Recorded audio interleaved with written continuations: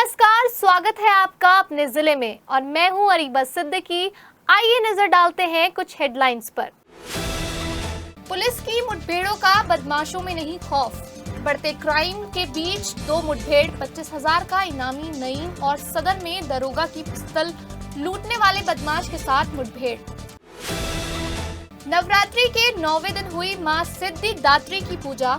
मां के दर्शन करने के लिए मंदिरों में उमड़ा श्रद्धालुओं का सैलाब। 9 दिनों तक व्रत करने वाले श्रद्धालुओं ने मां के रूप में पहुंची कन्याओं को भोग लगाकर किया पूजन। नगर आयुक्त सौरभ गंगवार कूड़े के पहाड़ों पर काम करने में जुटे। जनप्रतिनिधियों का सहयोग और कर्मचारी कूड़े के पहाड़ में लगा रहे हैं आग। सांसद संजय सिंह बोले, गैर संवैधानिक है वक्फ बिल। पूंजीपतियों की गुलाम है मोदी सरकार। अमेरिका के सामने नतमस्तक हुए मोदी। कैथोलिक चर्च की जमीन पर बीजेपी और आरएसएस की नजर। न्यूटिमा अस्पताल की स्थापना के 8 साल पूरे। अस्पताल में बेमिसाल 8 साल नाम से मनाया स्थापना समारोह। रंगारंग कार्यक्रम भी हुए। और चौधरी चरण सिंह यूनिवर्सिटी प्रशासन ने उर्दू विभाग में होने वाले ईद मिलन समारोह को किया कैंसिल। कहा, बिना अनुमति के कर रहे थे फंक्शन। और अब खबरें विस्तार से। मेरठ के थाना लिसाड़ी गेट में तो क्राइम रुकने का नाम ही नहीं ले रहा और दूसरे इलाकों में भी लगातार चेन स्नैचिंग और मोबाइल लूट की घटनाएं हो रही हैं। ऐसे में शनिवार रात पुलिस ने 2 मुठभेड़ों को अंजाम दिया। एक लिसाड़ी गेट थाना क्षेत्र में और दूसरा सदर बाजार थाना क्षेत्र में। लिसाड़ी गेट थाना क्षेत्र में उस 25,000 के इनामी को पुलिस मुठभेड़ ने घायल किया, जिसने लिसाड़ी गेट थाना क्षेत्र में खुलेआम 2 अप्रैल को एक शख्स पर फायरिंग की थी। लिसाड़ी गेट के रहने वाले नदीम के साथ उस वक्त मुठभेड़ हुई जब वह थाना परतापुर के जैनपुर के पास जा रहा था। पुलिस ने इस दौरान उसे रोकने का इशारा किया तो उसने पुलिस पर गोली चला दी। इस दौरान एएसपी ब्रह्मपुरी अंतरिक्ष जैन ने बताया कि घायल नदीम को अस्पताल में भर्ती करवा दिया गया है, जिसके कब्जे में एक स्कूटी, तमंचा भी बरामद किया गया है। परतापुर पुलिस द्वारा शताब्दी नगर पिंक बूथ पर चेकिंग की जा रही थी। दौरान चेकिंग इन्होंने एक स्कूटी सवार को रुकने का इशारा किया, जिस पर स्कूटी सवार ने रुकने के बजाय उन पर फायरिंग कर दी। फायरिंग कर वो मौके से भाग रहा था। पुलिस पार्टी ने उसका पीछा किया, जिसमें जवाबी कार्रवाई में उसके पैर पर गोली लगी है। पूछताछ के दौरान उसने अपना नाम नदीम सन ऑफ मेहरबान बताया है। लिसाड़ी गेट का वो रहने वाला है। इसमें पता चला है कि 2 अप्रैल 2025 को भी लिसाड़ी गेट में इसने एक गोलीकांड में ये शामिल था, जिसमें एक व्यक्ति को गोली लगी थी। साथ ही ये भी पता लगा है कि ये 25,000 रुपये का इनामिया था। ये जिला बदर भी हो चुका था और इसकी एक एचएस लिसाड़ी गेट में भी खुली हुई है। इसके उपचार के लिए इसको पीएल शर्मा अस्पताल में भर्ती करवाया गया है। अग्रिम वैधानिक कार्रवाई की जा रही है। उधर दरोगा विनय का पिस्टल लूटने वाले बदमाश के साथ भी सदर थाने में मुठभेड़ हो गई। 23 मार्च को सागर और उसके साथी कृष्ण कुमार ने भूसा मंडी के पास मोबाइल लूट की वारदात को अंजाम दिया था और जब पुलिस मोबाइल को बरामद करने के लिए सागर को लेकर चली तो सागर ने दरोगा विनय से पिस्टल लूटकर भागने की कोशिश की। सीओ कैंट संतोष कुमार ने बताया कि गोली लगने से सागर घायल हो गया है और उसे इलाज के लिए अस्पताल में भर्ती करवा दिया गया है। वहीं उससे पूछताछ के दौरान अहम जानकारियां हासिल हुई हैं। दिनांक 23/3/2025 को थाना सदर बाजार के भूसा मंडी चौकी क्षेत्र में एक महिला के साथ मोबाइल छिनैती की घटना हुई थी। इस मामले में बीएनएस की धारा 304(2) के तहत अभियोग पंजीकृत किया गया था। इस मामले में 2 व्यक्तियों को, जिनका नाम सागर पुत्र कृष्ण कुमार और हरीश पुत्र सुभाष कश्यप, को गिरफ्तार किया गया था। ये दोनों ही व्यक्ति थाना टीपी नगर क्षेत्र के रहने वाले हैं। फोन की बरामदगी के लिए जाते समय सागर पुत्र कृष्ण कुमार द्वारा एसआई विनय कुमार की पिस्टल छीनकर पुलिस पर फायर किया गया। जवाबी कार्रवाई में पुलिस द्वारा भी फायर किया गया, जिसमें सागर पुत्र कृष्ण कुमार के पैर में गोली लगी, जिससे वह घायल हो गया। उपचार हेतु इसको पीएल शर्मा भेजा गया है। आगे विधिक कार्रवाई की जा रही है। चैत्र मास के शुक्ल पक्ष की नवमी को माता सिद्धिदात्री का पूजन किया जाता है और इस दिन राम नवमी का पर्व भी मनाया जाता है। माना जाता है कि माता सिद्धिदात्री की विधि विधान से पूजा अर्चना करने से सभी मनोकामनाएं पूर्ण हो जाती हैं और जीवन में सुख समृद्धि के साथ ही लाभ भी मिलता है। रामनवमी के दिन नवरात्र पर शहर से लेकर देहात तक सभी मंदिरों में सुबह से ही श्रद्धालुओं का सैलाब उमड़ रहा था। सुबह से ही मंदिरों में लंबी लंबी कतारें दिखाई दी। पूरा मंदिर परिसर मां के जयकारों से गूंज उठा। इस दौरान मंदिर परिसर में श्रद्धालु मां सिद्धिदात्री की पूजा अर्चना कर मनोकामनाएं मांगते हुए दिखाई दिए। वहीं नवरात्र के 9वें दिन सभी श्रद्धालुओं ने अपने अपने घरों में मां सिद्धिदात्री की पूजा की। सच्ची श्रद्धा से नवरात्र के व्रत रखने वाले श्रद्धालुओं ने मां का विधि विधान से पूजन किया और अपने अपने घरों में कन्याएं जिमाई। इस दौरान मां के रूप में श्रद्धालुओं के घरों में पहुंची कन्याओं के पैर धुलवाकर प्रसाद, उपहार और अन्य खाद्य सामग्री वितरित की गई और मां से आशीर्वाद लिया गया। कहा जाता है कि जो भी भक्त नवरात्रि के दिनों में सच्चे मन से माता के सभी व्रत रखता है, मां उसकी सभी मुरादें पूरी कर देती है।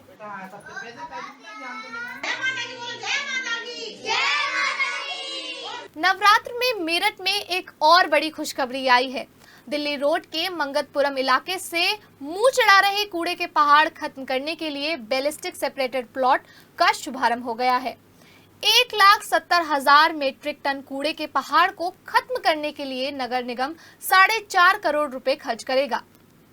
राज्यसभा सांसद डॉक्टर लक्ष्मीकांत वाजपेयी, महापौर हरिकांत अहलूवालिया, ऊर्जा राज्य मंत्री doctor Somendra Tomar, MLC Dharmendra Bhardwaj, MLA Amit Agarwal, महानगर अध्यक्ष विवेक रस्तोगी, पूर्व सांसद राजेंद्र अग्रवाल और पूर्व एमएलए सत्यप्रकाश अग्रवाल ने फीता काटकर और नारियल फोड़कर प्लॉट का शुभारंभ किया। मेसर्स जिरॉन इंजीनियरिंग प्राइवेट लिमिटेड इन कूदे पहाड़ों का निस्तारण करेगी। राज्यसभा सांसद डॉक्टर लक्ष्मीकांत वाजपेयी का कहना है कि कूड़ा हटते ही यहां अटल झील भी बनेगी और मेरठ के लोग नौकायान भी कर सकेंगे। इसको लेकर जो पैसों की जरूरत होगी वो केंद्र या राज्य सरकार से लाया जाएगा। सभी जनप्रतिनिधियों ने कहा कि महापौर हरिकांत अहलूवालिया ने करीब 8 महीने में ही दूसरे कूड़ा निस्तारण प्लॉट का उद्घाटन कराया है, उनको बधाई दी। महापौर का कहना है कि कूड़ा बड़ी समस्या है और हमने मेरठ में कूड़े से निजात दिलाने की जो बात कही थी उसे पूरा करेंगे। 9 महीने में दूसरी पहल। पहली पहल एनटीपीसी के साथ अनुबंध करके और दूसरी पहल मंगतपुरम में जीरोन के साथ अनुबंध करके। मैं धन्यवाद देना चाहता हूं उत्तर प्रदेश सरकार की, जो उन्होंने महापौर की प्रार्थना को स्वीकार करके उसके लिए धनराशि उपलब्ध कराई। एक बात जरूर कहना चाहता हूं, भगवान करे हम सब की ये इच्छा पूरी हो मेयर साहब के नेतृत्व में कि हम इस कूड़े से मुक्ति पा जाए। रोजाना का जो कूड़ा निकलता है उसकी भी मुक्ति का प्रोसेस बनाना पड़ेगा, बनाया है भी शायद कुछ। कुल मिलाकर एनटीपीसी का जब चालू हो जाएगा, जब ये चालू हो जाएगा तो हमको निश्चित तौर पर शहर को कूड़े से निजात मिलेगी। मैंने अंबिकापुर में देखा था, अब मैं यहाँ के सभासद भी ले गया था, लखनऊ से भी सभासद ले गया था। एक इतना बड़ा चिंदी कागज का टुकड़ा देखने को तरस गया शहर के भीतर। झोंपड़ियों में भी कूड़ा नहीं मिलता है, लेकिन वहाँ जनता का भी सहयोग था। यहाँ कुछ ऐसा लगता है कि जनता ने भी तय कर रखा कि हम नहीं सुधरेंगे और बाकी तंत्र तो जैसा है, लेकिन मेयर साहब ने इस को तोड़ने का काम किया है, इस आगे बढ़ाने का काम किया है। निश्चित तौर पर बधाई है। आप कह रहे हैं कि यहाँ पर्यटन स्थल की भी बात आप कर रहे हैं? निश्चित तौर पर बहुत दिन पहले फाइल चली थी, बाकायदा नगर निगम में रिकॉर्ड पर होगी। इसको मैंने नाम दिया था अटल झील, और झील बनाकर नौकायन शुरू करना। मेरठ शहर के लोगों को एक पर्यटन स्थल के रूप में बैठने का, आराम करने का, जलपान पानी सब व्यवस्था मिले, और इसको योजना नगर निगम बनाएगा मेयर साहब के नेतृत्व में। इन्हीं के कार्यकाल में बनाने पूरी करेंगे हम। पैसा राज्य सरकार से, केंद्र सरकार से लाकर देंगे। उत्तर प्रदेश सरकार से 9 करोड़ रुपए हुआ था, मगर हमारे यहाँ टेंडर प्रक्रिया ऑनलाइन सिस्टम है अब इसमें जो आएगा कोई भी आ सकता है। तो उसमें ये 4.5 करोड़ के 4.5 करोड़ में ये गया है। जो बाकी अमाउंट था वो उत्तर प्रदेश सरकार को वापस चला गया और ये 1 साल के अंदर इसका निस्तारण करेंगे। अब यहाँ पर हम लोगों की बाकायदा ड्यूटी लगेगी, मैं भी रहूँगा, हमारे पार्षदों की ड्यूटी लगेगी, 6 से 7 पार्षद यहाँ पर रहेंगे, हम इस चीज़ को कराएंगे। और अब हमारे सामने एक अगला लक्ष्य भी आ गया। हमारे आदरणीय सांसद जी ने हमें एक रास्ता दिखा दिया कि अटल जी के नाम से एक इतना बड़ा काम होगा, ये क्षेत्र ही बदल जाएगा। बिल्कुल क्या एटमॉस्फेयर होगा, जरा सोचने की बात है, तो उसके लिए हमारा पूरा प्रयास होगा। आम आदमी पार्टी के राज्यसभा सांसद संजय सिंह वक्फ बिल को लेकर मोदी सरकार पर जमकर बरसे। बोले वक्फ बिल गैर संवैधानिक है और संविधान के खिलाफ है। ये बिल और झगड़े और फसाद इनका कानून है। इस अपराध और गुनाह में जिन्होंने भी बीजेपी का साथ दिया, लोग उन्हें आने वाले दिनों में जवाब देंगे। उन्होंने कहा कि अभी तक वक्फ की संपत्ति सबसे ज्यादा बताई जा रही थी और कैथोलिक की 17 करोड़ एकड़ जमीन की बात सामने आ रही है और इस जमीन पर बीजेपी और आरएसएस की नजर है। आप सांसद ने ये भी कहा कि मोदी सरकार पूंजीपतियों की गुलाम है और अमेरिका ने जो टैरिफ लगाया है उस पर लाल आंखें दिखाकर बातचीत कीजिए।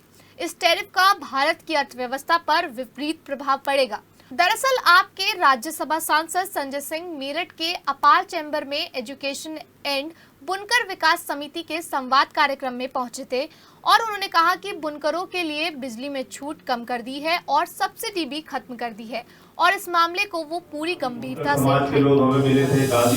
जिस तरह की मशीनों की ज़रूरत इनको इस वक्त है, उसमें सब्सिडी की ज़रूरत थी, वो सब्सिडी इनकी ख़त्म की गई। ऐसे तमाम इनके मुद्दे हैं जिस पे मैंने सदन में भी मामला उठाया था। उस वक्त मुझे याद है स्मृति ईरानी जी मंत्री थी और उनसे जाके भी मैं मिला था। उन्होंने भरोसा भी दिलाया था कि इसका कुछ समाधान निकालेंगे। लेकिन कुछ मुद्दे इनके हैं जो राज्य सरकार से जुड़े हैं और कुछ मुद्दे इनके हैं जो केंद्र सरकार से जुड़े हैं। तो अब इस सत्र में तो नहीं, लेकिन अगले जो सदन का जो अगला सत्र होगा उसमें निश्चित रूप से इनका मामला मैं संसद में उठाने का प्रयास करूंगा और इनके बारे में भी पत्र लिखूंगा जो इनके मुद्दे होंगे उसके समाधान के। देखिए, आज मैं जब आ रहा था तो रास्ते में मुझे एक खबर मिली, मैं चाहता हूँ आप लोग भी देखिए इसको। और ये खबर वही इशारा करती है जिसकी चिंता मैंने देश की संसद में जताई थी। और ये खबर क्या है? ये खबर ये है कि आरएसएस जो है कैथोलिक चर्च की ज़मीनों पे कब्जा करके और उसके भी ऊपर बीजेपी और आरएसएस की निगाह पड़ चुकी है।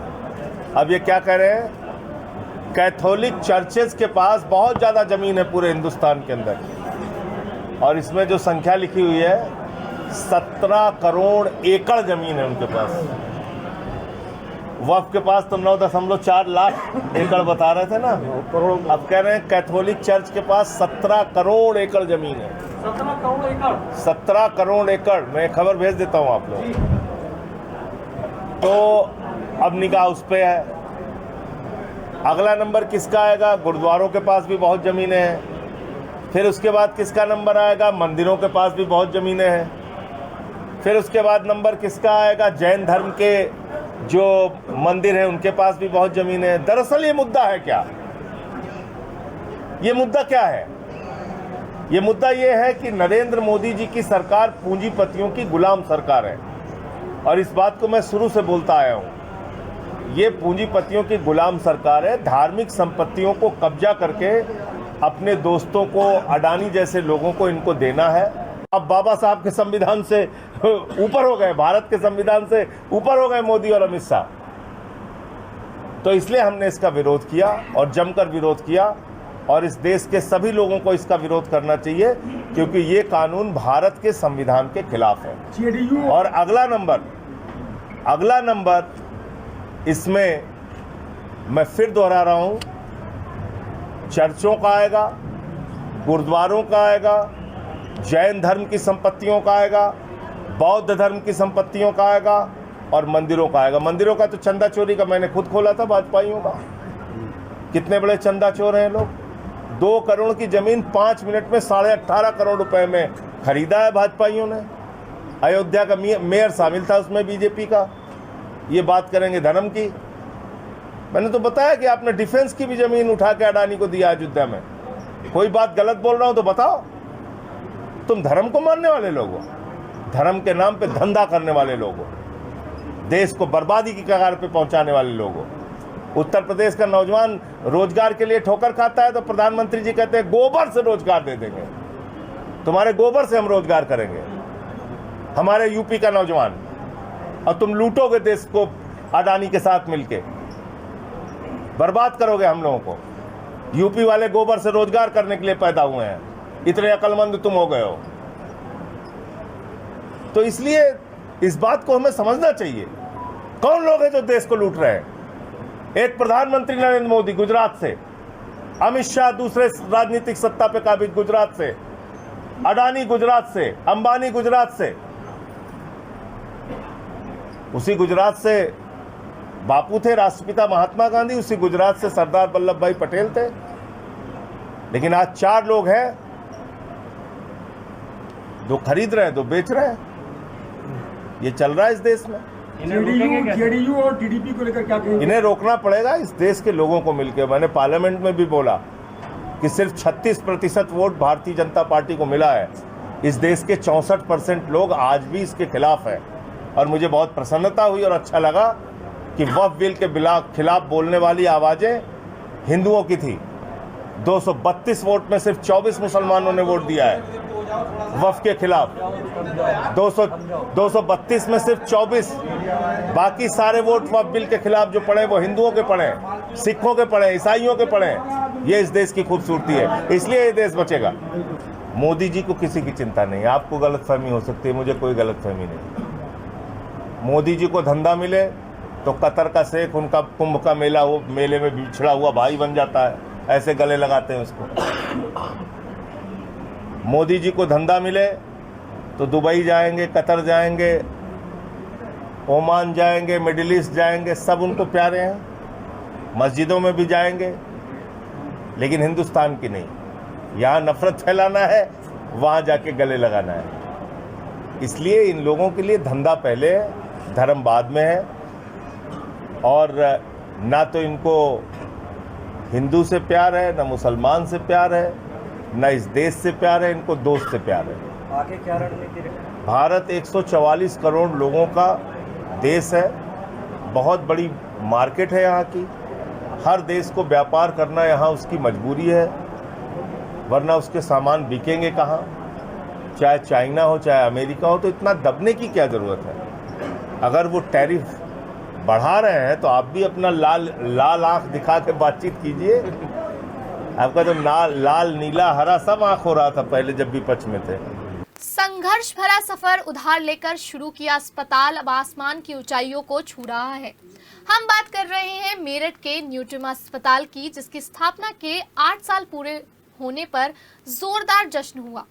शनिवार को न्यूट्रिमा हॉस्पिटल के फाउंडर्स डे को बेमिसाल 8 साल के रूप में मनाया गया। कार्यक्रम की शुरुआत मां सरस्वती के चित्र सामने दीप प्रज्वलित करने से हुई, जिसके बाद रंगारंग कार्यक्रमों की बेला लग गई। हॉस्पिटल के स्टाफ ने एक से बढ़कर एक परफॉर्मेंस देकर खूब तालियां बटोरी और वाहवाही लूटी। कार्यक्रम में हॉस्पिटल स्टाफ को सम्मानित करने के साथ साथ सभी ने ढोल की थाप पर जमकर डांस किया। कार्यक्रम में doctor Vishwajeet Bembe, doctor Rohit Kamboj, doctor Priyanka Garg, doctor Priyank Garg, doctor Shaleen Sharma, doctor Sandeep Garg समेत न्यूट्रिमा पैनल के ज्यादातर डायरेक्टर्स, डॉक्टर्स, नर्सिंग स्टाफ समेत हॉस्पिटल का पूरा स्टाफ मौजूद रहा और सभी ने 8 साल पूरे होने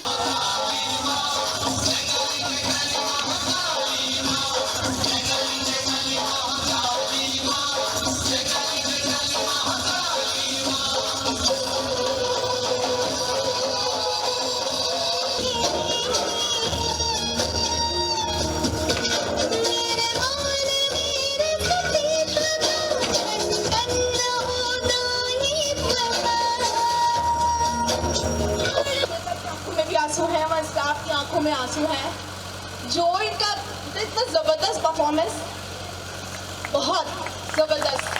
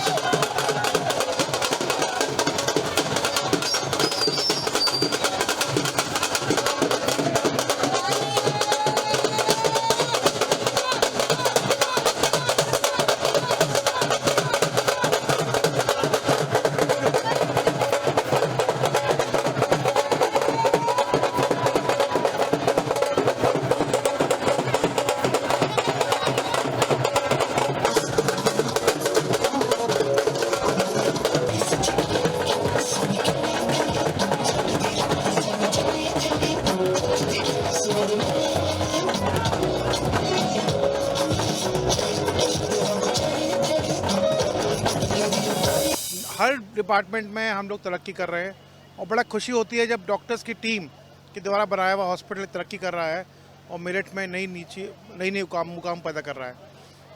आज सारा स्टाफ हमारे साथ में है, हम लोग मिलकर सेलिब्रेट कर रहे हैं। हमारे स्टाफ ने ही परफॉर्मेंस की हैं और अब डांस कर रहे हैं और सब लोग एंजॉय कर रहे हैं। हमें बड़ा अच्छा लगता है कि एक न्यूट्रिमा परिवार जो है वो आपस में बंधा हुआ है और हम लोग सब अपने दुख सुख साथ में सेलिब्रेट करते हैं। आज हमें बहुत खुशी हो रही है कि न्यूट्रिमा हॉस्पिटल अपनी 8वीं वर्षगांठ मना रहा है। हर साल हम ये रंगारंग कार्यक्रम करते आए हैं जिसमें हमारा स्टाफ परफॉर्म करता है और उसके बाद हम डॉक्टर्स के लिए करते हैं, जिससे कि एक फैमिली जैसी लगे। स्टाफ सारा दिन मरीजों में रहता है, बहुत डिप्रेस्ड रहते हैं, कुछ को हम अच्छा ट्रीटमेंट दे पाते हैं, कुछ को नहीं बचा पाते। बट आज स्टाफ हम इमरजेंसी सर्विसेज अपनी करते रहते हैं, लेकिन उसके अलावा हम सब अपना इंजॉय करते हैं यहाँ पर।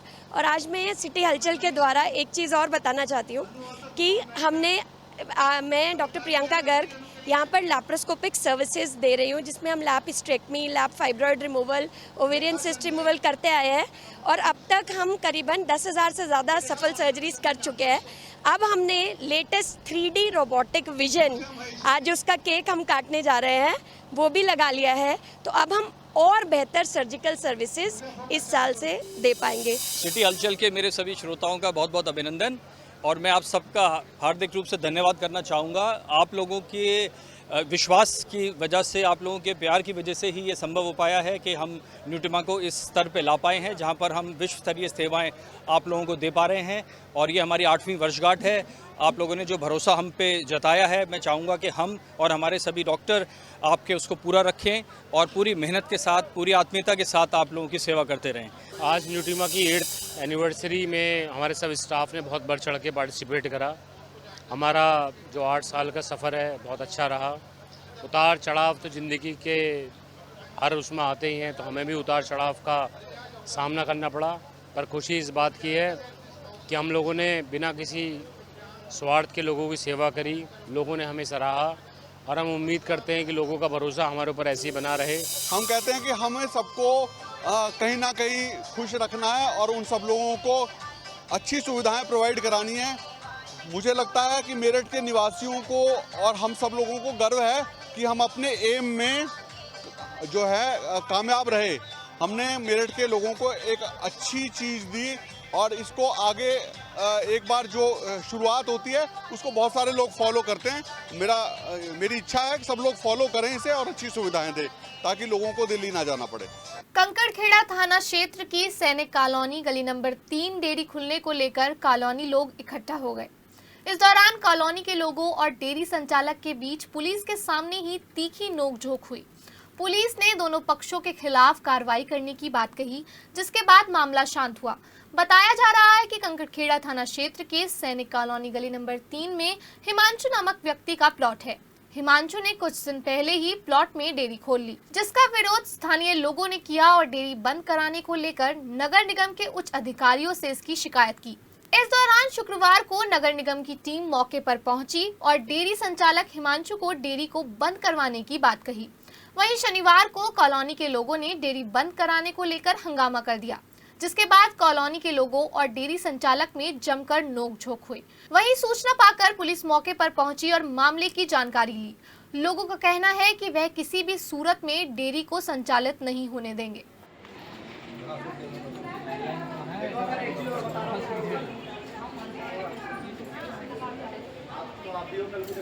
बाइक पर सवार 2 युवकों को अज्ञात वाहन ने जोरदार टक्कर मार दी।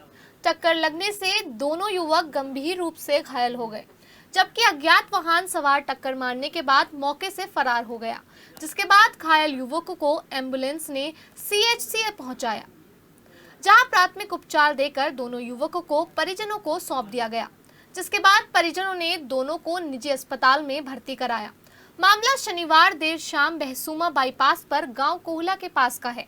बताया जा रहा है कि बहसूमा के रहने वाले युवक नितिन और ब्रह्मपाल किसी काम से जा रहे थे। इस दौरान उन्हें बहसूमा की तरफ से आ रहे अज्ञात वाहन ने पीछे से जोरदार टक्कर मार दी और फरार हो गया।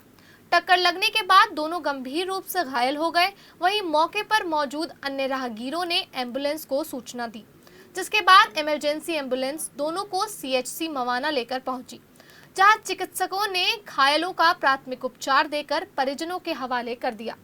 टक्कर लगने के कारण नितिन की हालत गंभीर बनी हुई है, जिसे निजी अस्पताल में भर्ती कराया गया है। वहीं घटना के बाद परिजनों ने अज्ञात वाहन चालक के खिलाफ थाना मवाना में तहरीर सौंपी है। त्योहारों के मद्देनजर पुख्ता सुरक्षा व्यवस्था रखने को लेकर एसएसपी द्वारा प्रत्येक थाना क्षेत्र में डॉग स्क्वाड और एएस चेक टीम को सार्वजनिक संस्थानों, भीड़ भाड़ वाले इलाकों में जांच करने के लिए आदेशित किया गया था। इसी क्रम में शनिवार को टीम मवाना पहुंची और स्थानीय थाना पुलिस के साथ सार्वजनिक स्थानों जैसे बड़ा महादेव मंदिर, कपिल सिनेमा, गोल मार्केट, मुन्नालाल बाजार, दयानंद बाजार, सुभाष बाजार में पहुंचकर बारीकी से चेकिंग की। इस दौरान एएस चेक टीम के प्रभारी देवेंद्र कुमार और डॉग स्क्वाड के टीम प्रभारी निरीक्षक अशोक शर्मा के साथ थाना प्रभारी मवाना विशाल श्रीवास्तव ने भी सहयोग करते हुए तमाम संदिग्ध दिखने वाले वाहनों को मशीन से चेक कराया। साथ ही डॉग स्क्वाड ने भी कपिल सिनेमा के साथ साथ बाजारों में भी चेकिंग की।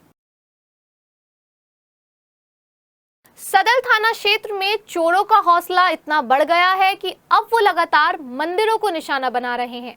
इंसान तो क्या, भगवान के मंदिरों को भी नहीं छोड़ रहे हैं। ऐसा ही एक मामला सदर बाजार थाना क्षेत्र के रजबन बड़े बाजार स्थित शेरावाली माता के मंदिर में देखने को मिला। शनिवार देर रात चोर मंदिर का शटर तोड़कर अंदर प्रवेश कर गए और मंदिर में रखे दान पात्र से हजारों रुपए की नकदी पर हाथ साफ कर दिया। इसके अलावा चोर शेरावाली माता का श्रृंगार में पहना हुआ हार, राम लक्ष्मण और सीता का श्रृंगार का सामान भी चोरी करके साथ ले गए। चोरी का पता लोगों को तब चला जब लोग सुबह मंदिर में पूजा करने पहुंचे। वहीं चोरी की सूचना मिलते ही पुलिस मौके पर पहुंची और घटनास्थल का जायजा लिया। पुलिस का कहना है कि चोरों को जल्द ही दबोच लिया जाएगा। बता दें कि कुछ महीनों पहले चेन स्नैचिंग और मोबाइल लूट के अलावा सदर घंटाघर के मंदिर से भी बड़ी चोरी हुई थी, जिसका खुलासा अभी तक नहीं हुआ है। मंदिर में रात को 2-2:30 बजे का वाक़ा है। मंदिर में सारे गज्जे तोड़ गए, सारे माता रानी के जेवर वगैरह ले गए, शटर के ताले तोड़ गए, सारे शटर टेढ़े कर गए। होगा नवरात्र का टाइम था, पैसा तो बहुत ज्यादा होगा, अनगिनत था, कोई गिनती नहीं थी पैसों की। विश्वविद्यालय परिसर पढ़ाई से ज्यादा राजनीति का अखाड़ा बनता जा रहा है। पिछले 2 दिनों की घटनाएं तो यही बता रही हैं। विश्वविद्यालय परिसर में शुक्रवार को उस समय हंगामा मच गया जब पेपर में 2 ऐसे प्रश्न पूछ लिए गए थे जो राजनीति करने वाले छात्रों को पसंद नहीं आए। तो वहीं शनिवार देर रात उर्दू विभाग में सोमवार को ईद मिलन समारोह के आयोजन पर राजनीति करने वाले छात्रों ने हनुमान चालीसा पढ़ने की धमकी क्या दी। विश्वविद्यालय प्रशासन ने परिसर में शांति स्थापित करने के लिए ईद मिलन समारोह कार्यक्रम रद्द कर दिया और कहा कि इस मामले में हमसे कोई परमिशन नहीं ली गई है। वहीं उर्दू विभाग के अध्यक्ष प्रोफेसर असलम जमशेदपुरी के द्वारा प्रेषित किए गए आमंत्रण कार्ड में कार्यक्रम के मुख्य संरक्षक के तौर पर कुलपति सीसीएसयू प्रोफेसर संगीता शुक्ला का नाम है। हिंदी और उर्दू में छापे गए निमंत्रण कार्ड पर दिलों को जोड़ने वाला कार्यक्रम लिखा गया है। साथ ही साथ प्यार और सद्भावना वाली पंक्तियां भी छपी है। लेकिन जैसे ही इस मामले में राजनीति होनी शुरू हुई तो विश्वविद्यालय प्रशासन ने तुरंत ही ईद मिलन समारोह को रद्द कर दिया, जिसको लेकर विश्वविद्यालय में तरह तरह की चर्चाएं हैं।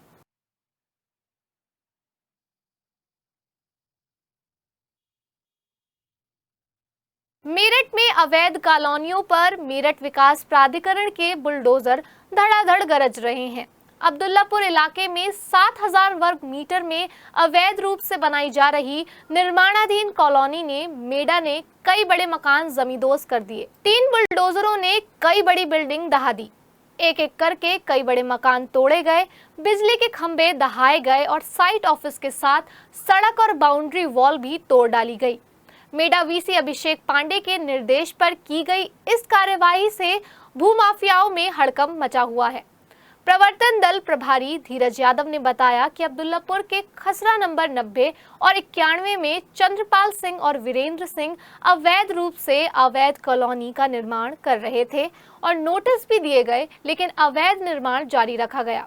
आखिरकार मेडा ने अवैध कॉलोनी को जमींदोज कर दिया।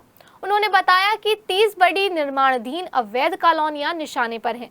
बता दें कि मेडा का अवैध निर्माणों के खिलाफ अभियान जारी है। अब्दुल्लापुर ग्राम में खसरा नंबर 9091 नंबर है। ये चंद्रपाल सिंह और वीरेंद्र सिंह के नाम से काटी जा रही है। लगभग 7000 मीटर में काटी जा रही है। बहुत रोकने के बाद भी ये नहीं रोक रहे हैं, तो इनका ध्वस्तीकरण आदेश पारित होने के बाद इन्हें ध्वस्त किया जा रहा है और पूरी तरह से जमोदरीत किया जा रहा है। कोई सड़क, नाली, खरंजा, सब सीवर सब तोड़े जा रहे हैं। जो मकान बनाए जा रहे हैं वो भी तोड़े जा रहे हैं। पहले चरण में हमारी करीब 30 कॉलोनी है, जिनमें हम 1 महीने के अंदर 30 कॉलोनियों को ध्वस्त करेंगे।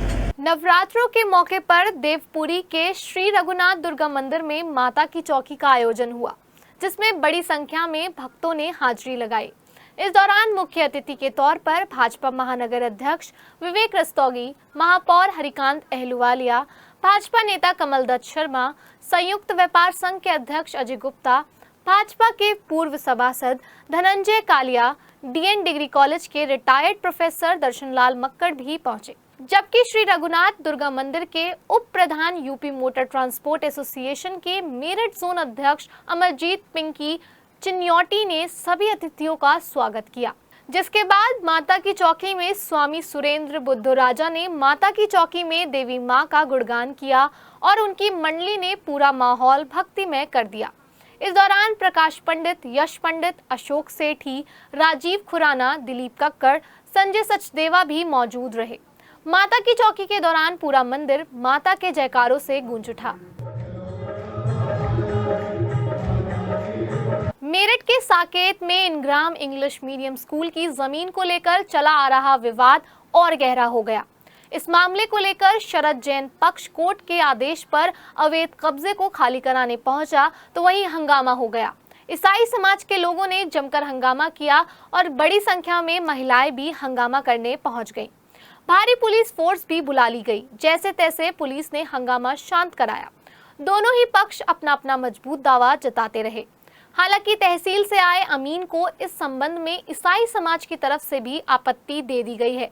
दोनों ही पक्षों के अपने अपने तर्क हैं। ईसाई समाज की तरफ से प्रशांत वर्मा का आरोप है कि साठगांठ करके कागज तैयार किए गए हैं, जबकि शरद जैन पक्ष का आरोप है कि कोर्ट ने उनके तर्क को सही माना और जमीन खाली कराने का आदेश दिया है। न्यायालय में 29/3/1994 को हाई कोर्ट ने एक आदेश करा था, एक समझौता हुआ था कि समझौते के तहत हमें कुछ जमीन हरिलोक को दी गई थी और वो जमीन जब हमने दे दी थी उसके बाद इन्होंने साठगांठ करके किसी से लिखवा के कि हमें जमीन कम दी गई है और बैक में वहाँ से एक निर्णय करा लिया। कौन लोग हैं ये लोग? जो हैं ये मुफ्ती मोहम्मद सईद जो है मुस्लिम एक वो है और बेसिकली इनके ऊपर कई भूमाफियाओं का हाथ है।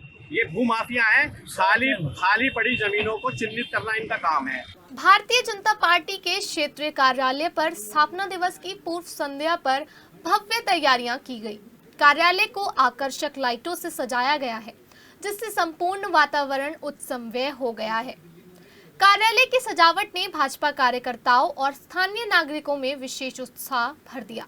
बता दें कि आज स्थापना दिवस के अवसर पर क्षेत्रीय कार्यालय में एक गरिमामय कार्यक्रम का आयोजन किया जाएगा। कार्यक्रम की शुरुआत सुबह भाजपा के झंडा वंदन से होगी, जिसमें क्षेत्रीय अध्यक्ष सत्येंद्र सिसोदिया और महानगर अध्यक्ष विवेक रस्तोगी मुख्य रूप से उपस्थित रहेंगे।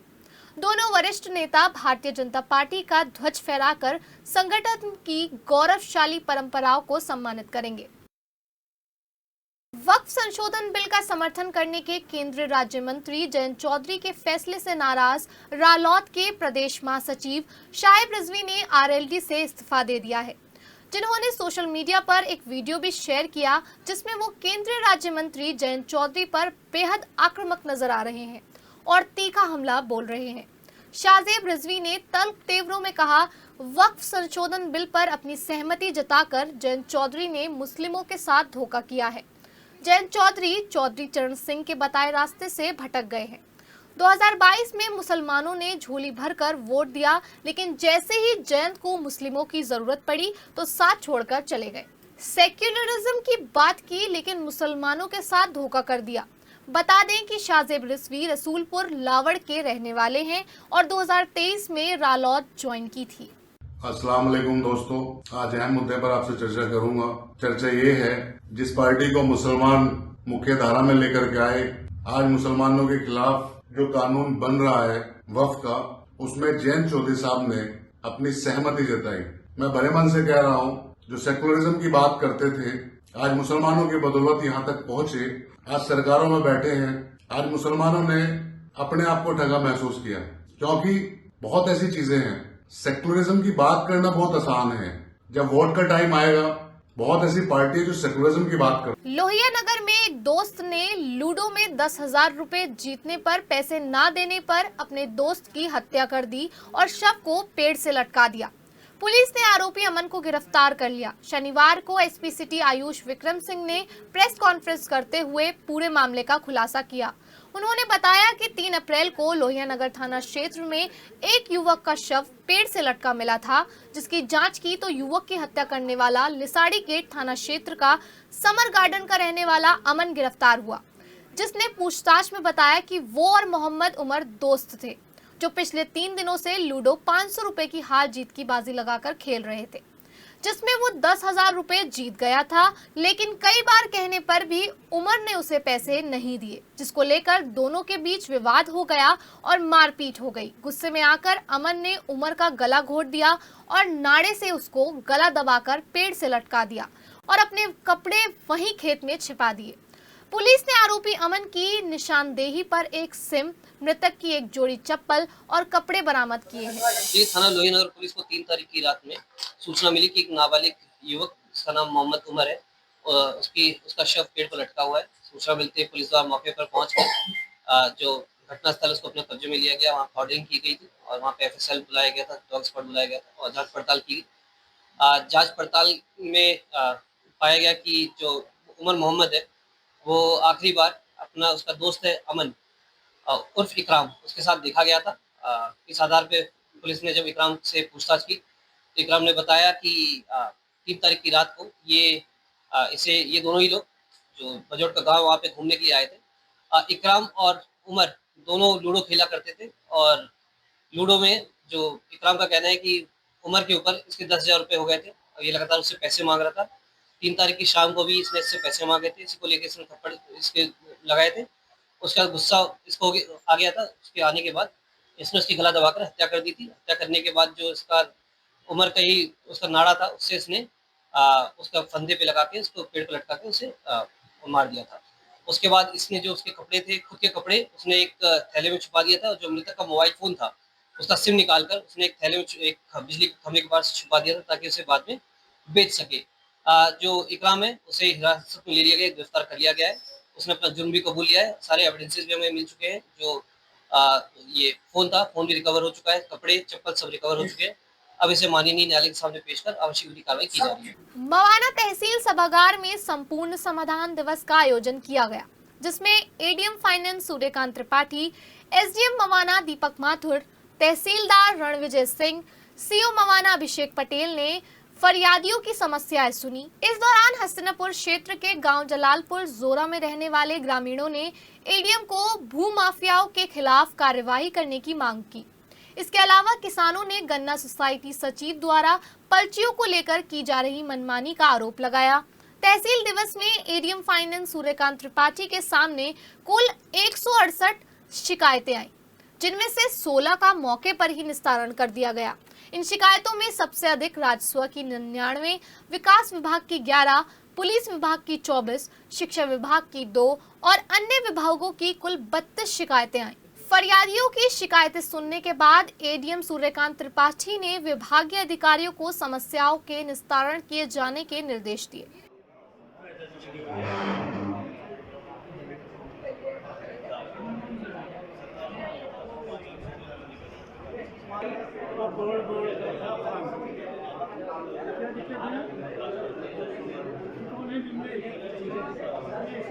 शनिवार को सोफिया ओल्ड गर्ल एसोसिएशन के सदस्यों ने प्रेस वार्ता की। इस दौरान उन्होंने बताया कि वार्षिक एल्यूमिनाई मीट इस वर्ष शनिवार 12 अप्रैल को शाम 5 बजे सोफिया गर्ल्स स्कूल परिसर में आयोजित की जा रही है।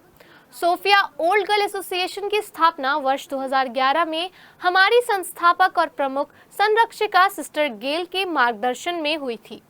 तब से सोफिया ओल्ड गर्ल एसोसिएशन की कार्यकारिणी समिति प्रतिवर्ष ये भव्य कार्यक्रम आयोजित करती आ रही है, जो पूर्व छात्राओं, सेवानिवृत्त शिक्षकों एवं प्रबंधन के वरिष्ठ सदस्यों को एक साथ लाता है।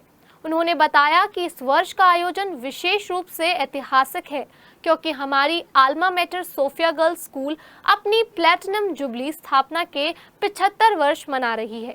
विद्यालय की स्थापना वर्ष 1959 के मिशन सिस्टर्स ऑफ अजमेर द्वारा की गई थी। इस वर्ष की एल्यूमिनाई मीट का थीम राइज एंड शाइन 75 वर्षों की सोफियन विरासत, जो कि जुबली वर्ष की थीम राइज एंड शाइन बालिका सशक्तिकरण के 75 वर्ष के अनुरूप है, जिसे हमारी प्राचार्य सिस्टर मीना द्वारा निर्धारित किया गया है। इस वर्ष की एल्यूमिनाई मीट का थीम है राइज एंड शाइन 75 वर्ष की सोफियन विरासत, जो कि जुबली वर्ष की थीम राइज एंड शाइन बालिका सशक्तिकरण के 75 वर्ष के अनुरूप है, जिसे हमारी प्राचार्य सिस्टर मीना द्वारा निर्धारित किया गया। उन्होंने बताया कि सोफिया हमेशा अपनी बेटियों पर गर्व करता आया है, जिन्होंने यहाँ शिक्षा और संस्कारों के माध्यम से सशक्त बनाकर सफल महिलाएं बनाया गया। आज हमारे बीच कई प्रतिष्ठित पूर्व छात्राएं हैं, जो विभिन्न क्षेत्रों में सफलता के झंडे गाड़ रही हैं। मीडिया से लेकर चिकित्सा क्षेत्र तक, सीईओ से लेकर उद्यमिता तक, राजनीति से लेकर नौकरशाही तक, ऐसा कोई क्षेत्र नहीं है जहां सोफियन चमक नहीं रही है। ये ऑर्गेनाइजेशन है हमारी एक्स सोफियंस की, S Sophia old girls association Meerut. ये एलुमिनाई एसोसिएशन है। ये मेरी कमेटी है जो हम इसके तहत कार्य करते हैं। स्कूल के लिए कार्य करते हैं, सोशल वर्क करते हैं, ट्री प्लांटेशन करते हैं, हेल्थ कैंप्स लगाते हैं, ब्लड डोनेशन कैंप्स लगाते हैं। सर्दियों में क्रिसमस के टाइम हम कंबल वितरण समारोह करते हैं, बुक डोनेशन ड्राइव। जब एक सेशन खत्म होता है तो दूसरे सेशन के लिए हम बुक डोनेशन ड्राइव करवाते हैं बच्चों से। उनसे उनके खिलौने, अपनी यूनिफॉर्म, ये सब आपस में शेयर करते हैं। क्या कार्यक्रम होना? अब जो कार्यक्रम होना है 12 अप्रैल को हमारे यहाँ सोफिया गर्ल्स स्कूल में एल्यूमिनाई मीट हो रही है, जो एनुअल एल्यूमिनाई मीट है। ये हमारा प्लैटिनम जुबली ईयर है, जो हमारे 75 साल पूरे हो रहे हैं। अपने जिला में आज के लिए इतना ही। मेरठ और मेरठ से आसपास की जुड़ी खबरों के लिए देखते रहिए अपना जिला। फिलहाल हमें दीजिए इजाजत। नमस्कार।